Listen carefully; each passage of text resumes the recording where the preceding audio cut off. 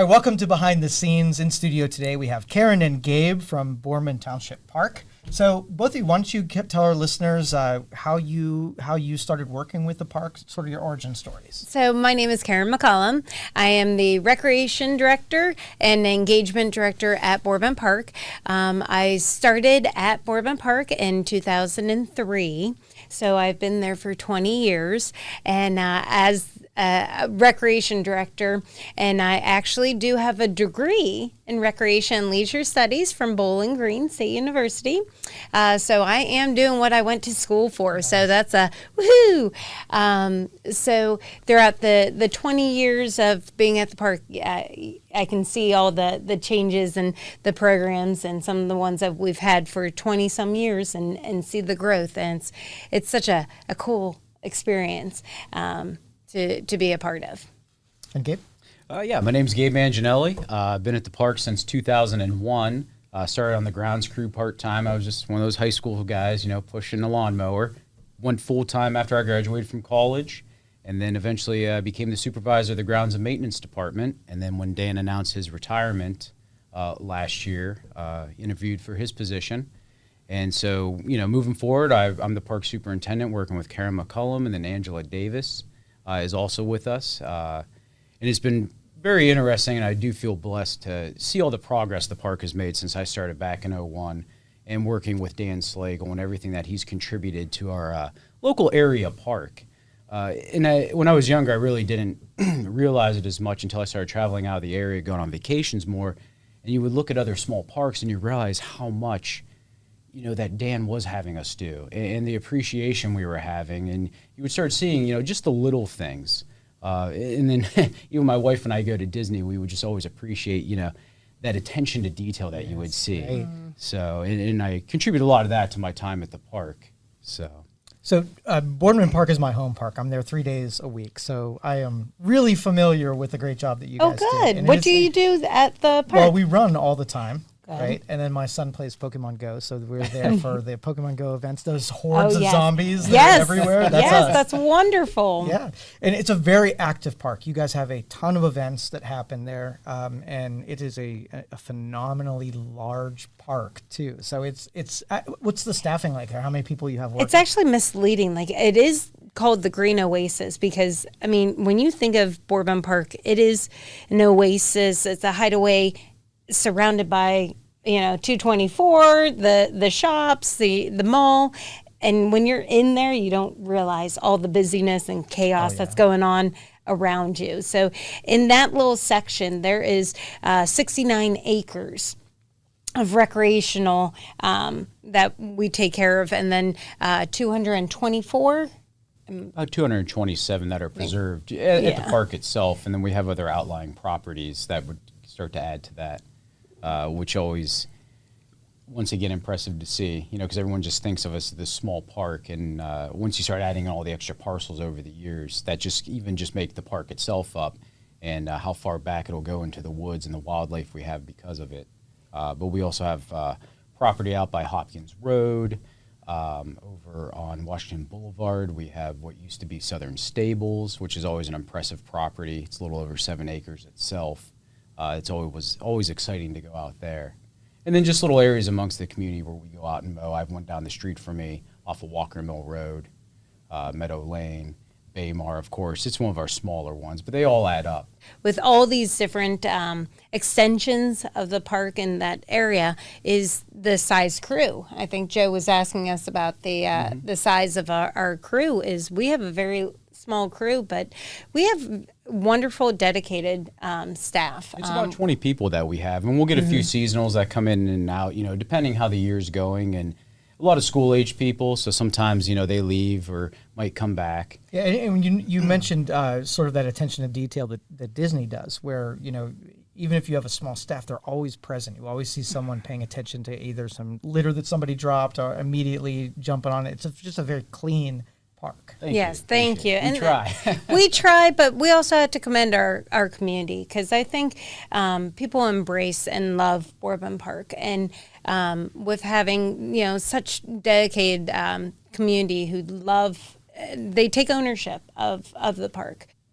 All right, so let's talk about the events that you guys host. Pretty much all year round, you have something going on there, whether it's a Oktoberfest or concert series or anything like that. So let's talk about what your future plans and tell me some of the cool stuff that's been there. Well, we have our annual events that we have, like our Halloween stuff that's coming up this week with our pumpkin carve-out contest, and created the drive-through experience where you can drive through the park and see the Halloween displays, just like we do at Christmas time.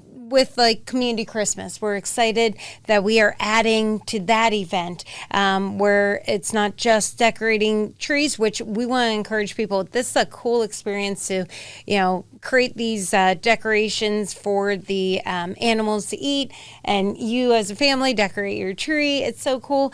But we have added the Larisha Community Center as like a family activity area before you go decorate your trees to have some fun games and take a wagon ride up to the area. We have such tried and true events like our father-daughter dance. That one hits home. That is like one of my ultimate favorites because we do 5 nights of that and we sell out every night. And I have so many dads that appreciate because they look forward to it even more so than the daughters. It's their opportunity to have that moment, that time with their daughter. We are looking at our partnerships with like Boardman Rotary. They do a fantastic job with the Oktoberfest event that they put on, and the maple syrup pancake breakfast. And we work in partnership with them. And last year we worked with Olivia's Grace with the extravaganza, so that we are now working with them with the Santa's Winter Workshop. So in the next couple of months, I look forward to planning the summer events and always having something to look forward to. Now, the concerts and the movie nights, do we have anything on the horizon for entertainment's sake? We will be doing all that in the next couple months. Once there's like a slower planning months that we work on all of that. Take a breath of air. And start planning all that. So right now we're in full force with all the Halloween stuff and mom and son date night and all those events that are coming up. All right, let's begin our video.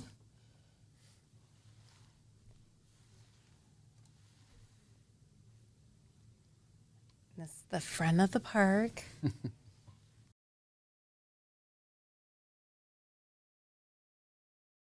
That's beautiful. I want to say what iconic, that's what Boardman Park is known for, is St. James Meeting House, the oldest historical building in Boardman. And the cool thing is, I always get the logistics of moving that building from its original location. That just baffles me of how they did that back in 1976. It was impressive, and it was most of the work was donated. The funds were used to move some of the power lines. This episode was brought to you by Youngstown Computer, the Valley's technology company. We appreciate the loyalty and all you have shown us over the years, and it's our promise to serve all the technology needs of the Valley. Call 330-259-7278. We have both home and business services available. Everything from repair, installations, and new equipment. You can improve your Wi-Fi and have technology serve you better. Call 330-259-7278. Or you can schedule your appointment right now on youngstowncomputer.com and look for the red Book Now button. We keep talking about Dan Slagle. Parkway. He was the park superintendent. He was the park executive director, and he worked at the park for 50 years. He retired last year, and in June he did pass away.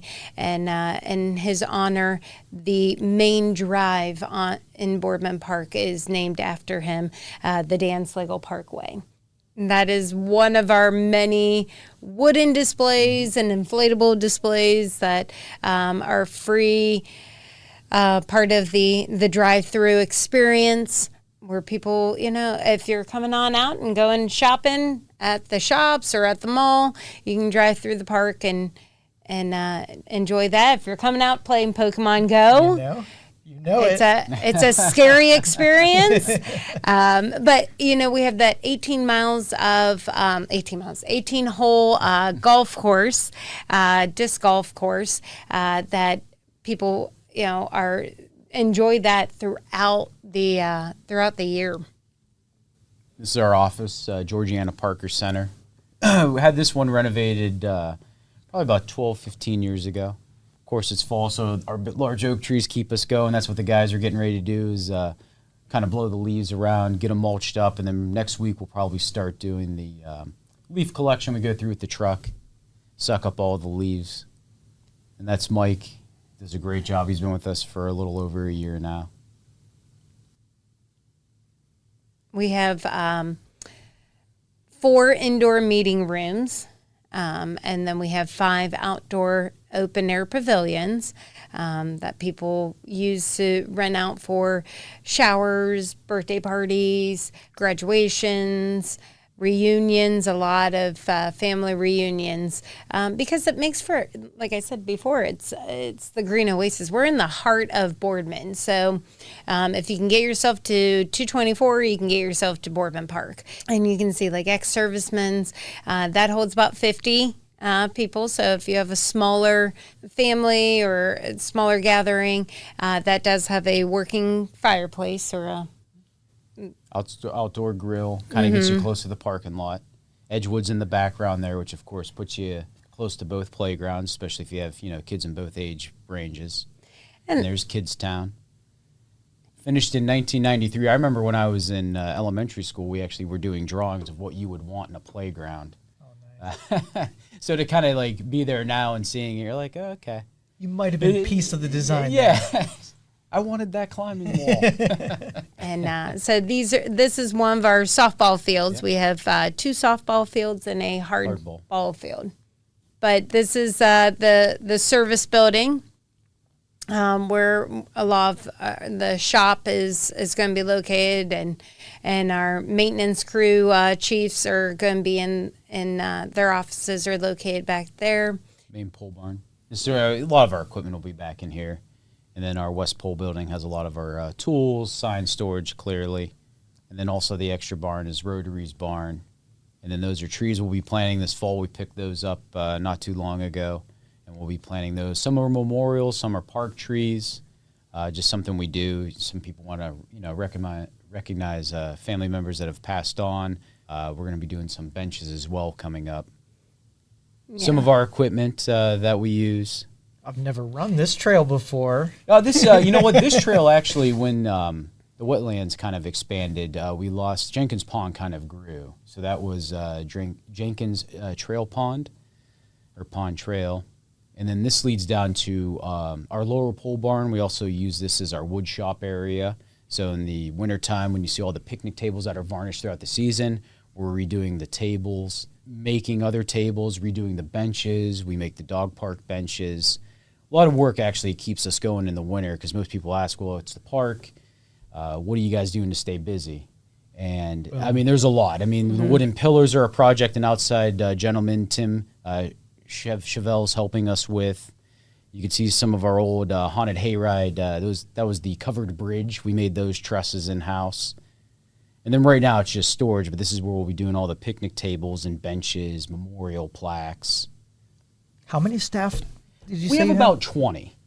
And I mean, they do a phenomenal job, like Karen was saying. Everyone pitches in. It is definitely it's a team effort that gets it done because it is amazing how much does go into the park. And you don't always see it up front, just like for me being on the grounds crew for so long.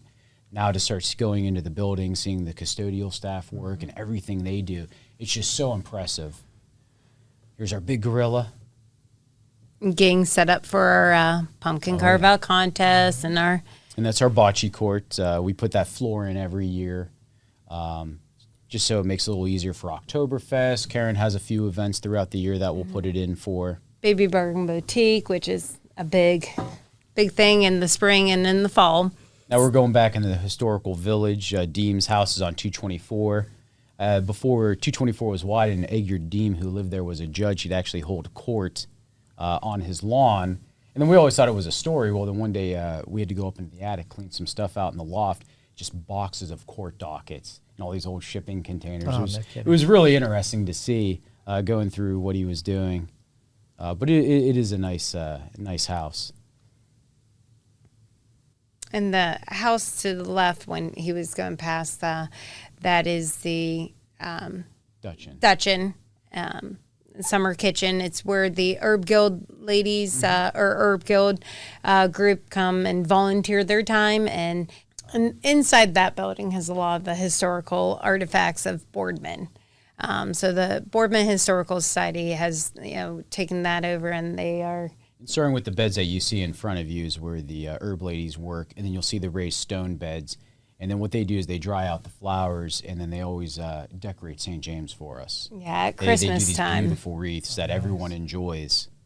Yeah, they really are beautiful. They put a lot of work into it. I mean, we're very grateful for all the help that they do. And they have a nice little pollinator garden that they had installed up here. Then the Pizzo Gardens in kind of the foreground to the right, that's a memorial garden. Another beautiful spot. We'll get a lot of bees and pollinators come in. When it's in season, everything's cut down right now. But we've been doing quite a bit of work, the guys have, keeping up with everything. You can see the butterflies flying around. That was perfect. Magic that was moment right That was like, cue the butterflies. Yeah. There you go. We had Mike. He was under the camera, and he's holding So them. the flags and the butterflies, it's perfection. That's Jose in the background. He's the head mower. Does a Yeah. wonderful job. Talk about someone's niche. He's a master on the mower and the snowplow. tractor and the snowplow. When we do our wagon rides, Jose is the guy. Yeah, He's if the you were on guy. a wagon, Jose drove it. Yeah. And this is all in front of the Mog Outdoor Theater, where we host a number of our different concerts and family nights, our Independence Day celebration. This past September, we had our big community day. That's the memorial, the Veterans Memorial that was installed. Yes, which is A lot of members from the community came together on that one. Not as large of a project. Mog Theater itself was another community build project in 1996. And then the memorial, I think, would have been around 2003, maybe. I don't remember the exact year offhand. But once again, a lot of people came together to help get that project completed. And then that plaque we actually found in the basement of Dutchin. It wasn't originally planned to be there, but that was tucked away on some shelving when we had to move some boxes around when there was some water damage. And I believe Lensick is the ones who installed that, and they've helped us quite a bit over the years. All the pavers and bricks have been done by them. You talked about memorial trees. This is another way for people to, if you have a memorial brick or paver, we do those that can be added to the memorial area. This episode was brought to you by Youngstown Computer, the Valley's technology company. We appreciate the loyalty and all you have shown us over the years, and it's our promise to serve all the technology needs of the Valley. Call 330-259-7278. We have both home and business services available. Everything from repair, installations, and new equipment. You can improve your Wi-Fi and have technology serve you better. Call 330-259-7278. Or you can schedule your appointment right now on youngstowncomputer.com and look for the red Book Now button. If you've never been out for Boardman Kiwanis's Memorial Day Parade and ceremony, it is so well worth going to and being a part of. The story that I'll tell from this past one was they had a gentleman who they were honoring. He was, I think, like 94 years old, World War II veteran, and they have a moment where they present the wreaths and play taps. Well, everyone stands up. He stands up. And I actually did not know that there are words to the taps. It's a poem. And he started singing the poem with the taps that were being played, and with his little voice saying the words, and then it ends and he goes, "To my brothers." Ooh. And I just started bawling. I'm like, that's the meaning of Memorial Day. Yeah, that was it drove that home. Now we're going through some of the trails that you were talking about. My favorite right there. This is Wildflower. When we had those windstorms earlier in the year, we had about 4 or 5 trees come down. Came out with a couple of the guys. We got it cleaned up. Very popular trail. Gives you a nice wide access where some of the other ones don't. But this kind of gets you back into the woods. A lot of our other trails will feed off of here. I love how our trail system is almost like a big loop on a loop. Yes. Like, it really is hard to get lost because it's a loop on a loop. So as long as you loop yourself back to the main trail, it all just kind of loops. So it's really hard to get lost. Now we're coming up on Fox Run, I believe. This is the rest of Wildflower. Fox Run will lead you kind of up back and towards Quail Hollow area. It's a nice trail if you want to kind of get out and away a little bit. Gives you a chance maybe to see some deer. Although if you come to the park early in the mornings, you'll see plenty of deer that'll kind of just like roam through and graze. It's real neat. And then you'll also, if you're there early enough, see the raccoons kind of getting back to their hiding locations. Yeah. Every once in a while, you'll get to see a fox, the owls. So we have a nice amount of wildlife that just kind of meanders through as the day goes on. You know what? I was walking my dogs the other day. It was in the evening, though, and a barred owl right in front of us. Really? Like, I had to, like, stop and, like, whoa, that was cool. It was really, really cool. Now, the neat end of this park that we're getting into, this is where some of the wooded disc golf course holes are at, and they're pretty challenging. I mean, Justin Edwards that put it in, I mean, the way he designed it, it's very impressive, and the guys playing through can tell you. And then we're coming up on the back end of Beard Cabin here. Yeah, before you installed the disc golf, I didn't realize how big of a following that it had. Just talking to some of those guys impressive. and how the tournaments that they go to, and they take it very seriously. Pete's running our aerator here. This is something we do a couple times a year, especially after we just had Oktoberfest. Just kind of helps loosen the compaction as well as a water and nutrients to pass down to the roots of the grass. Using this one, it kind of will shake the hole open versus the coring style.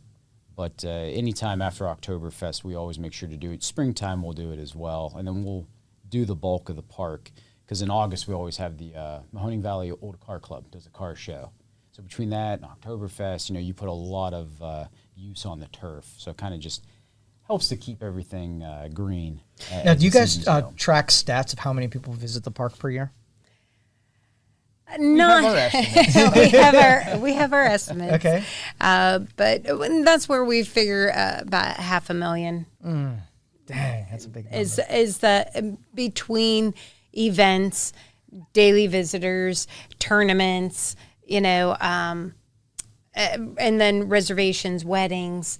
It all just kind of adds up. It is one of these things. I know I had said we should get those little trackers and see and see just about how many. But no, here's just some more shots of St. James, and we were really proud to have the church. I mean, a historical landmark. Of course, it was saved by efforts of the Boardman Historical Society when the church did move its congregation. And to go back and look at the old photos, taking down the power lines and the trucks moving it in a couple of pieces, the steeple had to come off. And then I remember when we had the fire, lightning struck the bell tower at one point. And it was impressive to always go up there. The old timbers, held together, and they had to rebuild it, put it back together. And then I know on to the right there, of course, is the gazebo, which would have been built in the 70s. Bob Mastriani actually is taking a look at it now for us because it's needing a little bit of help with its foundation. So that's going to be something we're going to be going to. But those are very popular, picturesque. Oh, it's photography. You know what? It get used for weddings. Just about every weekend there's a wedding that's happening at either St. James or at the gazebo. And many weekends it's multiple weddings. And it's a non-denominational church, so Yeah, it's you just know. a meeting house, so everyone's welcome. Even if you just want to come and take a look, because it is impressive, especially Christmas time. That's actually where I proposed to my wife, because Oh, no when it's kidding. done up, I mean, with the wreaths and all the work that the Herb Guild does, I mean, it's just so beautiful. And then the gazebo people, like Karen said, they'll stop out, do pictures. We have like a Yeah. little wooden sleigh we'll leave out Yeah. there. So come out, get a family picture, Christmas yeah. time. And so to recap, we have pickleball, we have tennis, we have volleyball, we have baseball fields, And softball. softball And fields. cricket players do like to play on that as well. Yes. So you'll Cricket see as that well. on the Sunday weekend. evening. Yes. And lots of pavilions for having your parties. You have indoor facilities for events like showers and weddings. You have bocce courts. Then you have miles of trail running. Yes. 3 playgrounds. 3 playgrounds. 3 playgrounds. For the young ones and for the older ones. Yes. Yeah. All different ages. Yeah. A dog Unique park? playgrounds. Like 2 of them are so unique. Yes. A dog park. Can't Yeah, forget the dog that park. that dog park, is it like a membership? Yes. Tell us It about is. So, Pawstown is a members only dog park. And the reason why they set up like that is so that they know that all the dogs that are coming in there have their shots. We know, and it's for the safety of not just the dogs, but the owners that are bringing the dogs in. It's a unique, nice area, nice safe place for people to bring their dogs throughout the day. So All right, share a couple of events coming up, October, November, December. we have our drive through the park. We have our mom and son date night, which will be in November, which is KNIGHT, which is your mom's opportunity to train her son up to be a superhero, a knight. So that one's a lot of fun. That one's just a lot of fun, and it's so funny because you see a difference between father-daughter dance, which is in February, and the daughters will dance the whole night with dad. Mom and son date night, they give mom one dance. It's like, Mom, you get one song. So we make it memorable. It is a lot of fun, and they get to see superheroes. And then December, we have our Santa's Winter Workshop, our Community Christmas, our drive through the park with our holiday lights display. We have our holiday concerts that we'll be playing at St. James Meeting House. So lots of things happening in the next upcoming months, and then next year, working on that already. All right. Karen, Gabe, thank you for coming and talking with us. Appreciate it. Thank Thanks for you. having us.